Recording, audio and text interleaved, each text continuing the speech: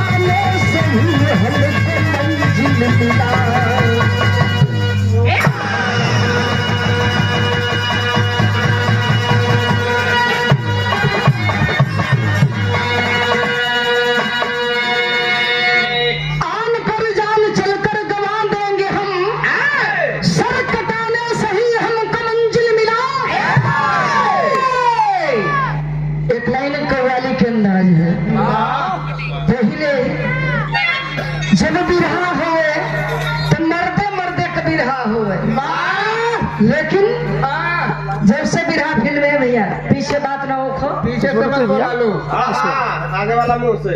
अरे आगे आगे आके बैठ जा भैया। पहले मर्दे मर्दे का बिरहा हुए, लेकिन बिरहा में जब से मेहरारू आ गई देखो लेडी है गो कहे के मतलब को लेडीज एगो जैसे बिरहा होले यही तरह कव्वाली होले। तो कव्वाली में एराम से भैया गो कव्वाल रहेलो एगो कव्वाला।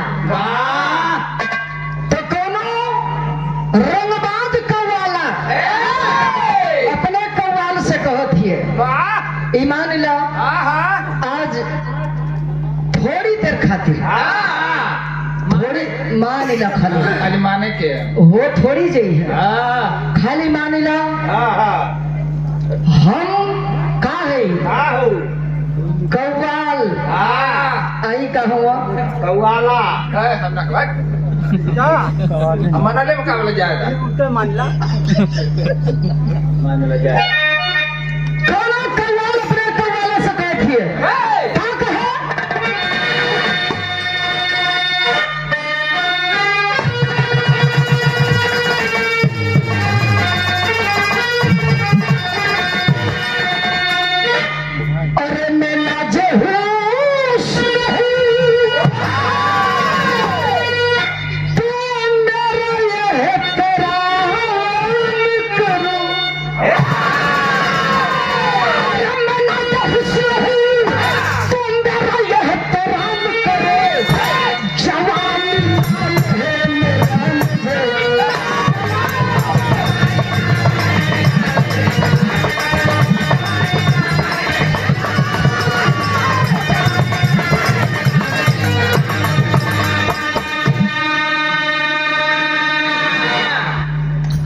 पूजनीय माननीय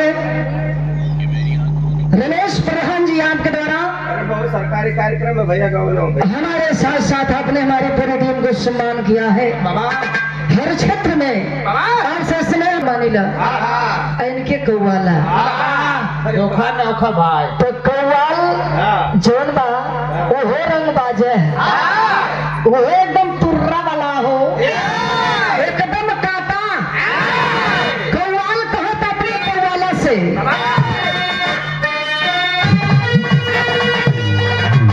तुझे सलाम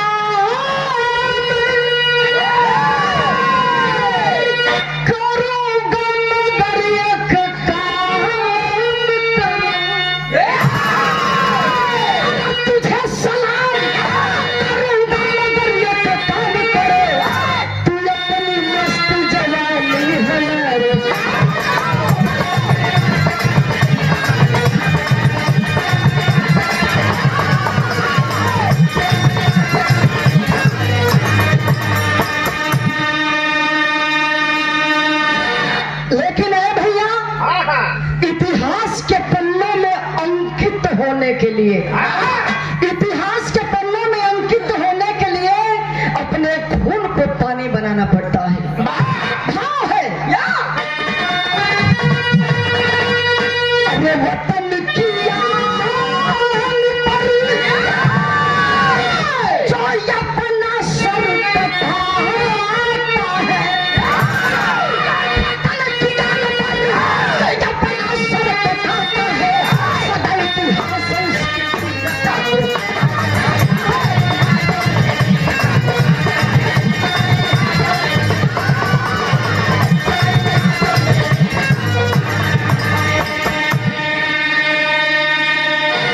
वतन की आन पर जो अपना सर कटाता है, सदा इतिहास उसकी वीरता को गाता है। कहानी की शुरुआत हो गई बतौली हो, बीरस वाले भाई लोग बीरस का आनंद ले ली हो। हाय हमार माता बहन लोग बैठल बा, कांड का आनंद ले ली हो। एक ही बिरहा में दोनों बात हो जाई। कहानी कहाँ से लिखल गई, गौर करेगा, विचार करेगा, बनावा।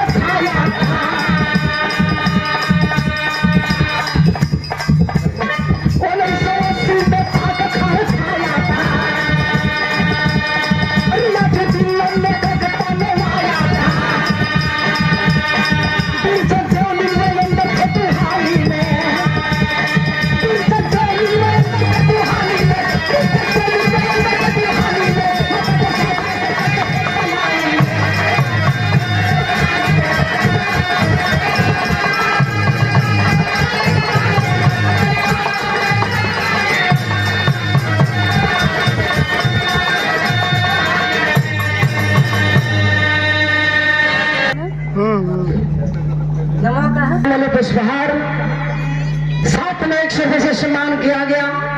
आदरणीय पूजनीय हमारे भैया विनोद जी आपके द्वारा, पिताजी का नाम राम जन्म राम।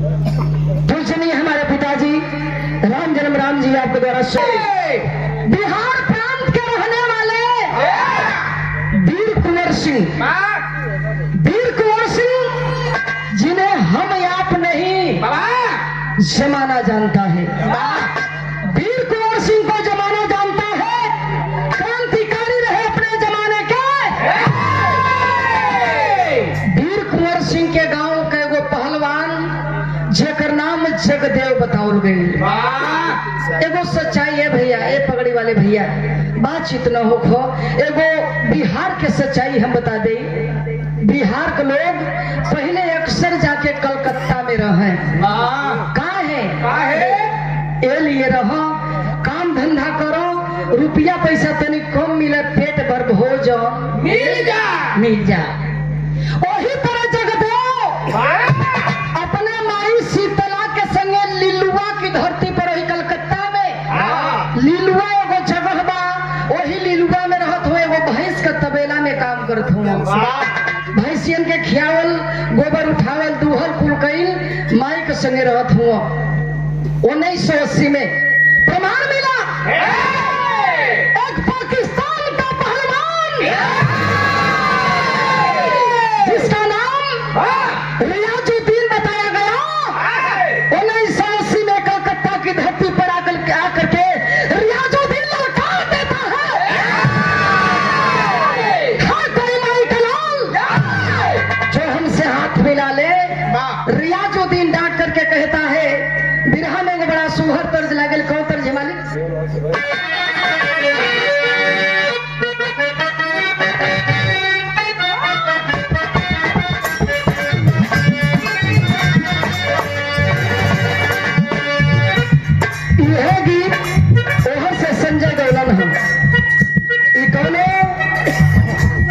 सुघर लड़की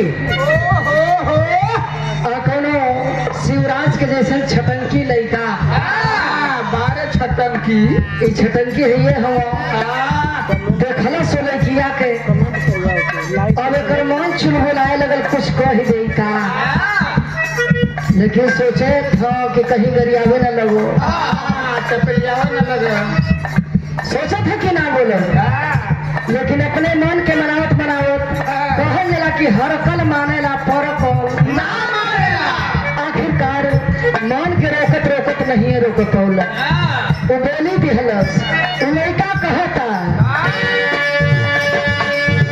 अजब के रूप तोहर अजब के रूप तोहर कजब सूरतिया तू पलून हो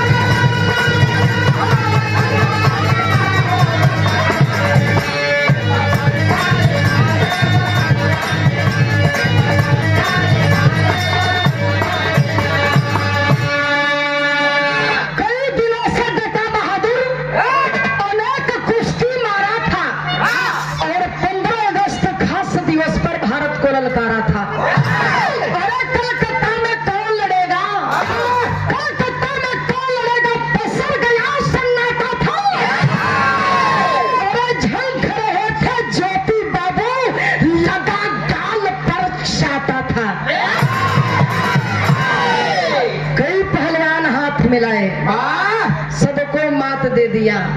कौन? रियाजुद्दीन। सभी को मात दे दिया। 15 अगस्त के दिन बाबू फिर कुश्ती रखी गई। केहू ए भैया लोग 15 अगस्त पर फिर कुश्ती रखी गई। केहू पहलवान रियाजुद्दीन से हाथ मिलावे के तैयार नहीं बा।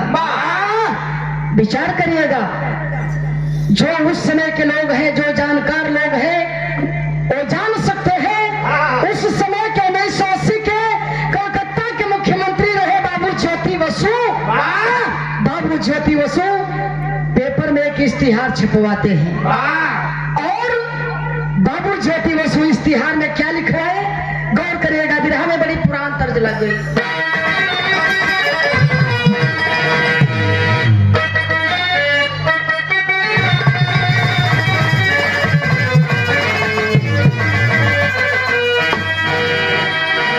आज के बड़ी गीत आवत थी लेकिन हम बताइला पुरान चीज के बड़ा मतलब होला। जैसे पुरान चाउर, पुरान गुड़, पुरान मरद, पुरान मेहरारू, एक तो बढ़िया से जाना था। पुरान दारू, एक बड़ा मजे का चीज होला। मतलब का चीज हो, मतलब का चीज हो। पुरान गुड़ दवाई के नियर काम करेला, पुरान दारू दवाई के नियर काम करेला। अब पुरान मेहरारू जवनी कहला हा, जवने घर में बूढ़ी माई या चचा ना हो, दादा ना हो ना, गणवार पर जाते गणवार परत है। बड़ा मतलब है कुछ चीज का। अब पहले का गीत का नहीं और का गीत 3 दिन में ही तो होती है, 3 दिन में खत्म। लेकिन तब का गीत जौन बाप दादा के धरोहर बा वो तबे निक लागल, आज निक लागत बा। आवा वाला समय में भी ओकर ताजगी वही तरह बनल रही। कौन तर्ज है?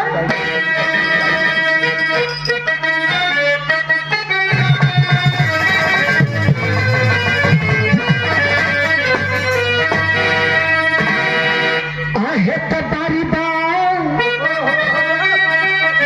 उमरिया है चुनरिया छपवाई दो।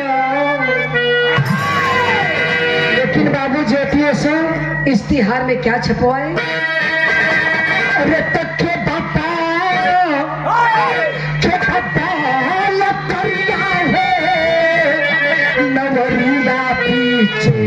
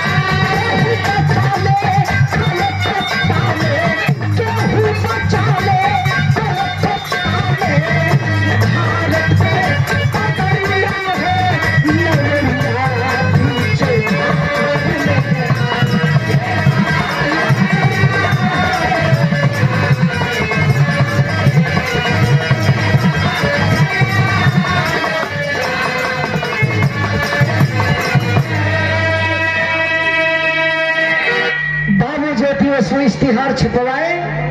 जगदेव पढ़ल लिखल नहीं रहला, कुछ लोग पढ़ के अइला तो कहला कि ए जगदेव ए मर्दवा धूर माटी लगावेला, पहलवान बनेला,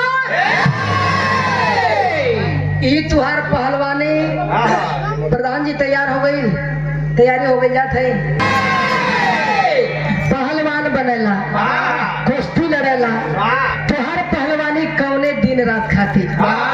कहला भैया भैल का, कहला कहो मर्दे हम एगो पाकिस्तान के पहलवान आके ई कलकत्ता में ललकारत हो, अब तू कौने दिन रात खातिर हुआ? 15 अगस्त पर कुश्ती रखाइल बा, हथवा मिला न लता। आज जब इतनी बतिया सुनला गईले अपने माई शीतला से कहला कि माई ऐसन ऐसन बात बा, अगर आदेश दे तू महतारी ना, आशीर्वाद अगर बना दे तू तो जाके कलकत्ता का पानी हम बचा लेते। आज जब माई शीतला अपने बेटा जगदेव के बतिया सुनला कि कुश्ती लड़े कहा था, माई भावुक हो गई। माई के आंख में आंसू बा। माई रोके वो बात कहला। बिरहा में बड़ी पुरान तर्ज लागल। कौन तर्ज वाली?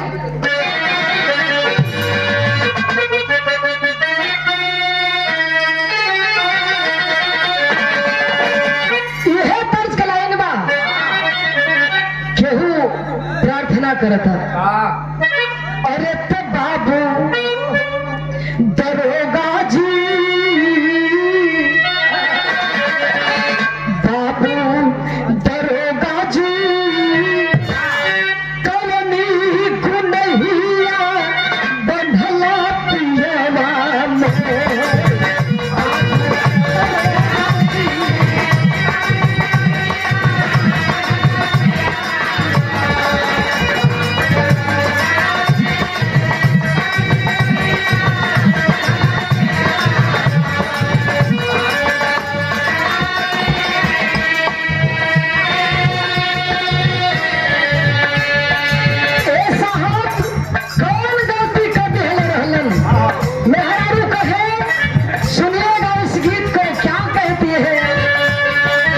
नातिया मोर भगवत मसवा, नातिया मोर नितिया कमातल हमरी बलुआ, नितिया कमातल हमरी बलुआ, गइल सड़किया पर सोले बाबू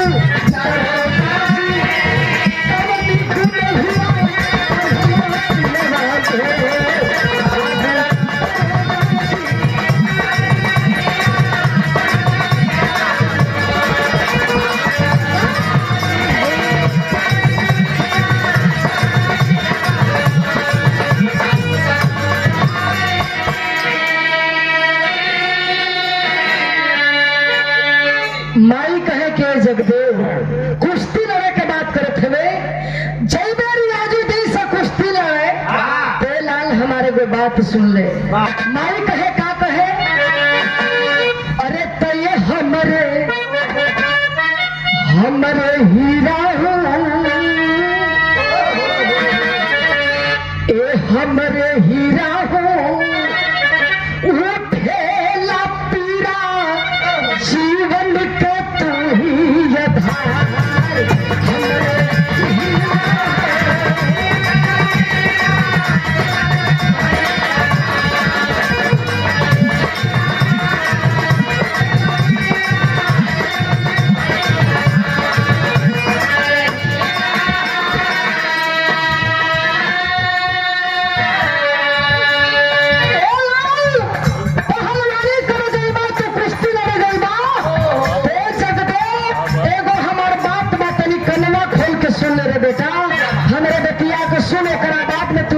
है हमसे माई कहे का कहे, बाबूजी तोहरे यही नगर में गईले स्वर्ग सिधारी।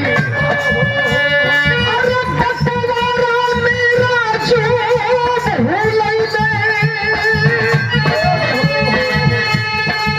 बटवारा मेरा जो भूलैले, कलपति बाबा तारी की सुंदर हीरा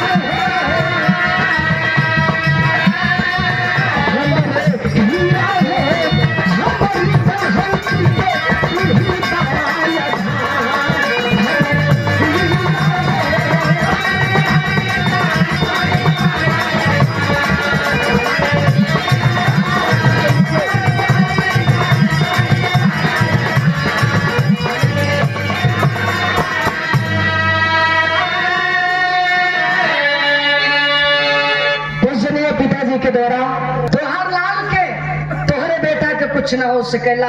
ए महतारी हमार बात नहीं, पूरे कलकत्ता के बात ही हमरे भारत के बात बा।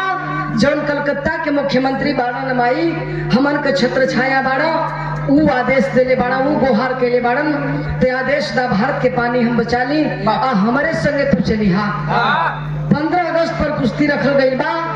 15 अगस्त वाला दिन आया, वही आजादी वाला दिन फिर से आया।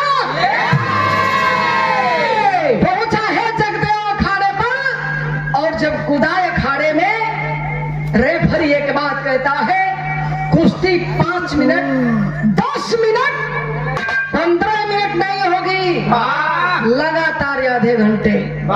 रेफरी आदेश दे करके भिसिल बजाता है, दोनों पहलवानों का हाथ मिलवाया, और जब चले दोनों ये बाबू, जब मिले, जब हाथ से हाथ मिलाए, जब कुश्ती चालू हुई, बिरहा में एगो फिर बड़ी पुरान तर्ज लागल है भैया। का करत हुआ लोग है भाई, देखा तमाशा कहाँ भुला लेते हुए लोग। फिर एगो पुरान तर्ज लागल, ईमान चला किस्म के तर्ज बा।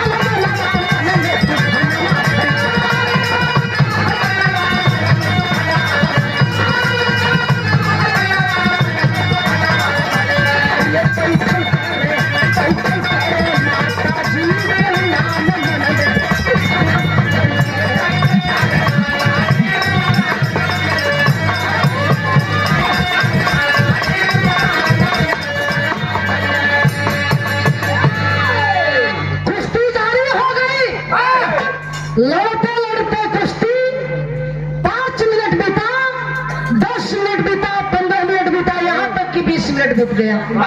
इतना ही नहीं 25 मिनट दोनों पहलवान बराबरी पर आए थे।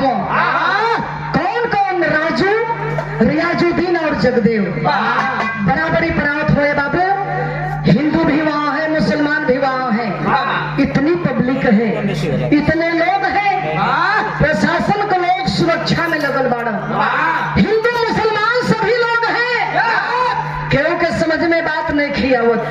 बिरहा का शैली में कहना है कैसे मालिक?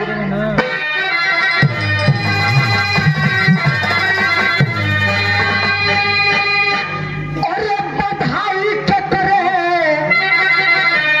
माथे से हरा, ये बाबू हो बधाई के करे माथे से हरा। तो हिंदू मुसलमान सबसे चला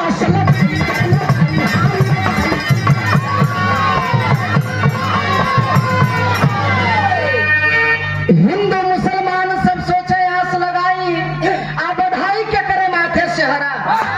क्योंकि समझ में कोनो बात नहीं खियावत। लेकिन जो कलकत्ता के मुख्यमंत्री है बाबू ज्योति बसु, उनका एक प्यारा संदेश है। क्या संदेश है? बिरहा में चौकड़ा का लाइन लग गई। देखिए देरी के बाद में चौकड़ा हो गई, छंद हो गई, विदेशिया हो गई। ये बिरहा का करेजा होला। चौकड़ा का लाइन है कैसे मालिक?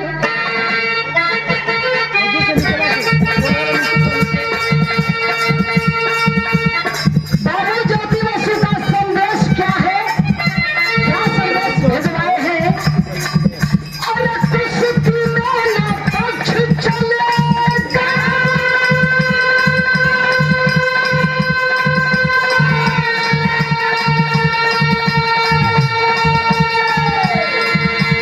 सबका भारत में सम्मान।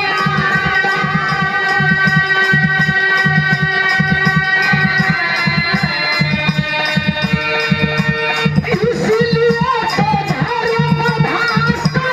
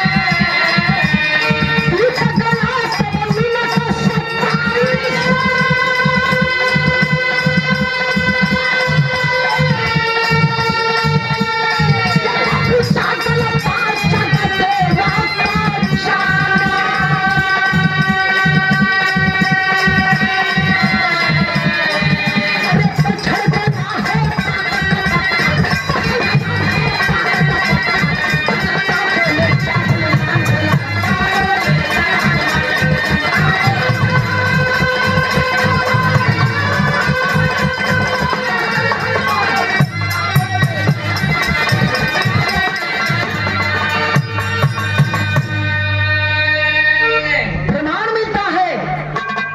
27 मिनट बीत गया, दोनों पहलवान बराबरी पर आए थे और 27 मिनट के बाद में जैसे सेकंड पार किया, 1 सेकंड 2 सेकंड 3 सेकंड ऐसा लगल कि जगदेव दबावे लागल रियाजुद्दीन के। जब दबावे लागल हिंदुओं में हाहाकार मच गई। ऐसा लग रहा है कलकत्ता का पानी हमारी बच जाए, कलकत्ता का पानी बच जाए बाबू। अंत में प्रमाण मिला, रियाजुद्दीन उठा करके जगदेव उठा करके पटक देता है रियाजुद्दीन को। पटक के जब सिनेमा पर सवार भइल हो बिहार के पहलवान, सिनेमा पे जब सवार भइल, लोगन में इतनी आक्रोश बा, इतनी क्रोध बा, भीड़ के लोग सोचता ससुरा ये कलकत्ता की धरती पर आके पाकिस्तानी या पाकिस्तानी बड़ पहलवानन के घायल कैले रह।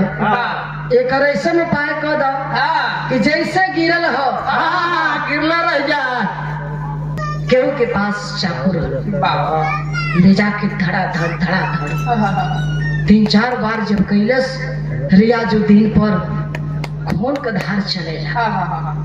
लोटे लागल जमीनिया पर। भीड़ तनी हल्लुक भइल। माई शीतला अपनी कुर्सिया पर से देखती खून कहाँ से बहुत है। माई जब देखलस, माई के समझ में आ गई लगातार रियाजुद्दीन के कोनो चाकू मार देलस। माई शीतला है तो जगदेव की माँ, लेकिन माँ तो माँ होती है। माँ तो माँ होती है। अपना सिटिया पर से उठ के भागले पंचो आ जाके रियाजुद्दीन के देहिया पर गिर गई। डांटा लागल, अरे पगला सवन, इहो कोनो माई का लाल है रे, कोनो माई के बेटा है। यहाँ तक कुश्ती न लड़त रहा हो, कोई का जान तो नहीं न मारत रहा हो, आखिरकार तुहन के काहे मारत हुआ। माई जब डटले बा, धीरे धीरे भीड़ हटल हा। आज जब भीड़ हट गई, माई पेटवा पर से उतर के दहिया पर से उतर के रियाजुद्दीन का सर उठा के अपना जंघिया पर धैले बा। कबो खुनवा पोछत हिय, कबो मुहवा सहलावत हिय, कबो बलवा सहलावत हिय। आ जब ई व्यवहार महतारी करे लागल, रियाजुद्दीन के मन में भाव हो, अखिया खोल के तनी माई के देख लेती ना। बड़ी विनम्र भाव में हृदय विदारक बात कहता है वह रियाजुद्दीन सनसनी आवाज में।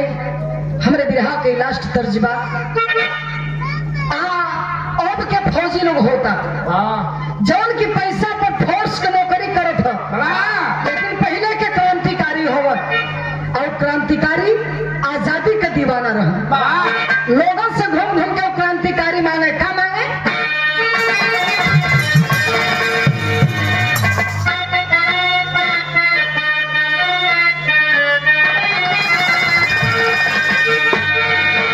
यह मांगे, अरे तो ये माई हो ललनवा देता,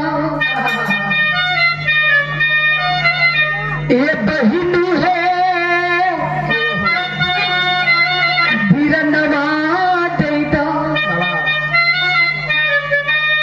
लेकिन देशवा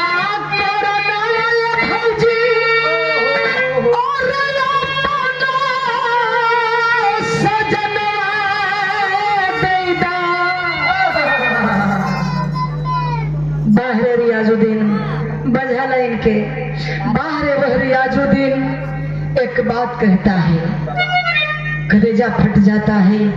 उस बात को कहने में अखिया से झरझर झरझर आंसू चलत बा। रियाजुद्दीन के सनसनी आवाज में कहता है, क्या कहा? क्या कहा? अरे तो फूले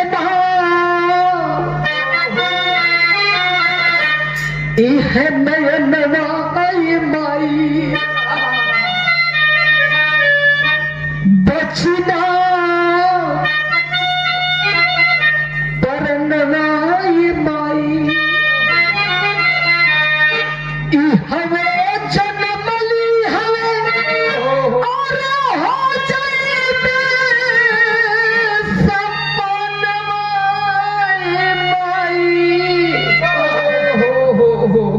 हे माई, लगता यही भारत की धरती पर पैदा भैली, लगता कि भारती की धरती पर हमारे अंत हो जाए। रियाजुद्दीन जब इतनी बात कहता है, माई शीतला कहे कि लाल ए रियाजुद्दीन का कहल जात हुआ, सब बताओ बेटा। बताया, क्या कहा?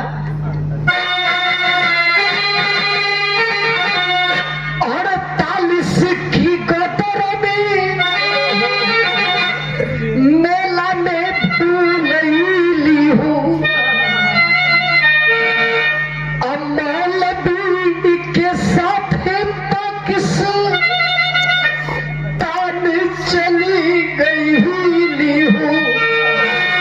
आप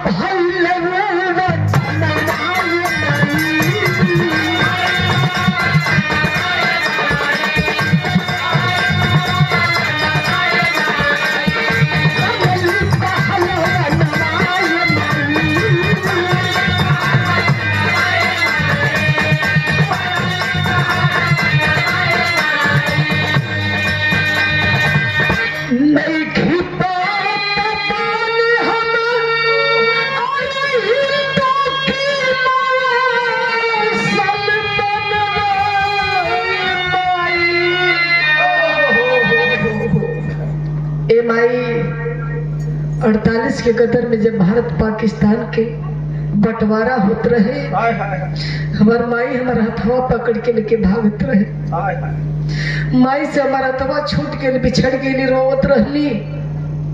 एगो मौलवी साहब उनके भाग गईला, लेके पाकिस्तान चल गईला। खिया पिया के बड़ा कैला, पहलवान बना दिलन।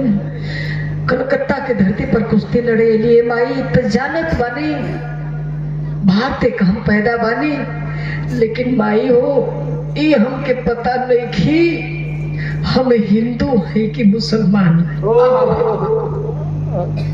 माई जब इतना बतिया सुनने से पंचो माई का याद आवे लगल, माई का छतिया फाटे लगल। माई सोचे लगल कि हो ना हो कहीं हमार बेटुआ राजू तना न। माई सोचे लागल यदि हमार बेटवा हुई ना तो हमारे लाल का दाहिना कनवा तनी से कटल। माई ध्यान दे के देखा लागल। आज जब देखलस माई तब पहपट के लाइन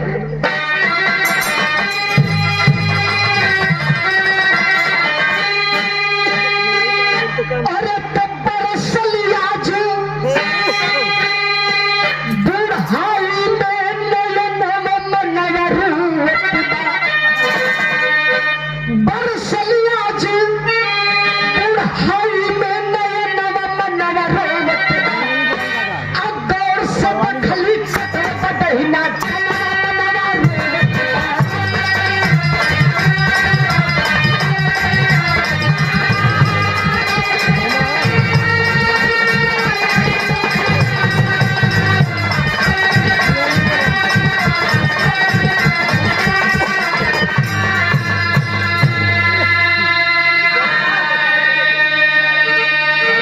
माई शीतला जब ध्यान दे के देखे लागल, ए पंचो देखत बा सच में कनवा कटल। भगवान के माई को सत्य काहे मालिक, जितना दुख उतना हमारी जिंदगी में दे दिहला का। माई कहती का कहे अरे त किस्मत का लीला कैल से हम के बेहाल हो, कटल दाहिना का नहीं बा राजू हमर लाल हो। रेल से गिरल रहे जब बचपनवा मनवा रोवती बा, आया जी अखाड़ी बीच दिहल जनवा मनवा रोवती बा। ई हमरे लाल बा। माई के छतिया फाटे लगल। माई बाबू भोकर भोकर के रोवे लागल। माई रोवत थी अपना लाल के सरवा अपना जंघिया पर रख के। जगदेव के समझ में कोनो बात नहीं खियावत। जगदेव सोचता ये तो पाकिस्तान के पहलवान बा, लेकिन हमार माई अकेले के काहे इतना परेशान बा। अब माई तो रोते बाए पंचो तक सनसनी आवाज में एक बात और कहता है रियाजुद्दीन। क्या कहता है?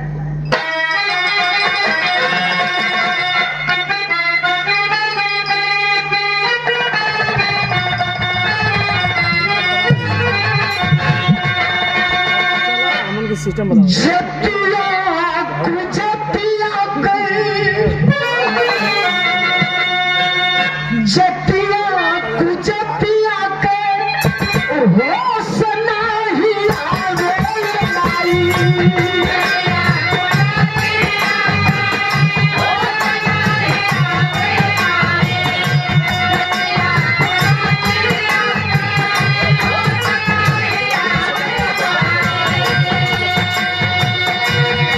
Hey,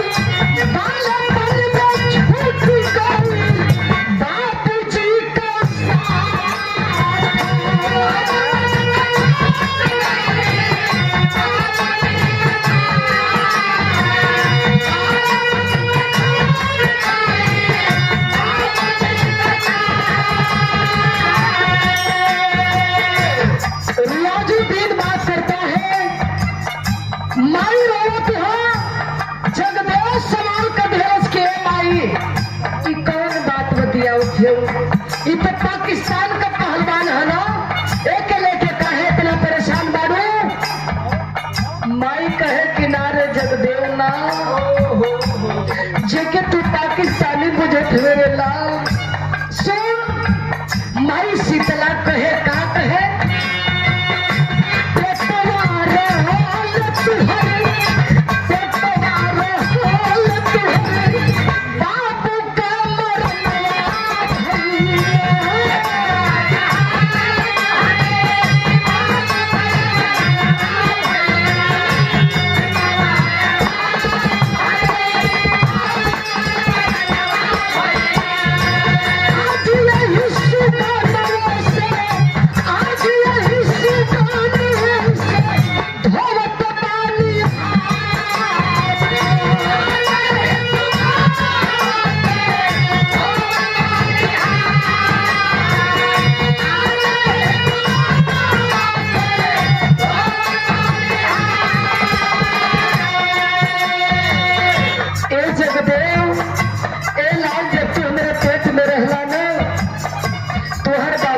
छोड़ के चल गई हम समझ के लिए लाल जबकि पाकिस्तानी तू कहत हुआ ये लाले जब दे पाकिस्तानी ना ये हमार बड़का बेटुआ ई तोर बड़का भैया राजू होरे लाल ए जगदेव देख कौना अवस्था में हमारे जगहिया पर सुतल हरे लाल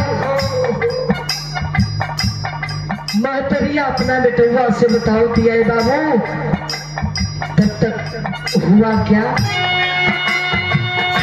ये तने में छोटी गई ये तने में छोटी गई राज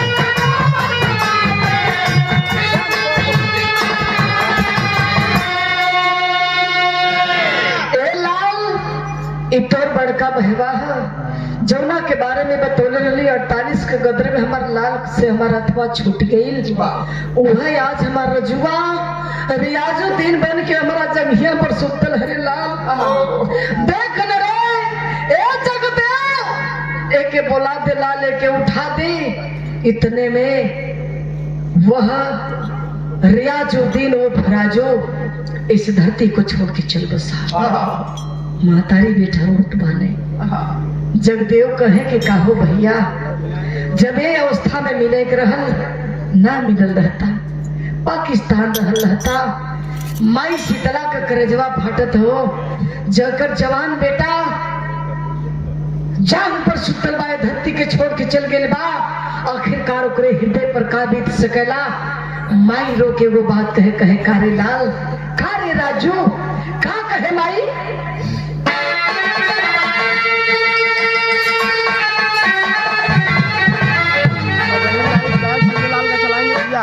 आप लोग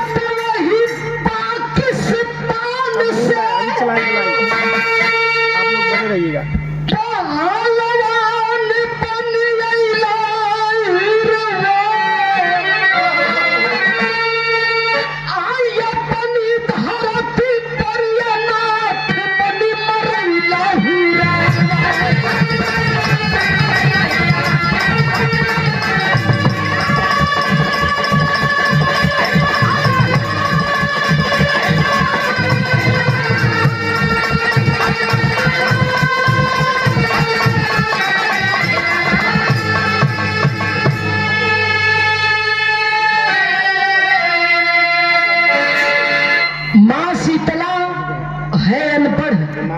एक अक्षर पढ़ी लिखी नहीं है माँ लेकिन माँ एक बड़ी ऊंची बात कही जाती है और ये सब के लिए है। माँ कहती है क्या कही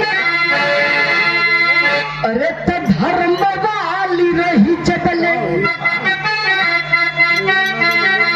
यही हिया में जुनून हो अरे तली मरियल का गोद हो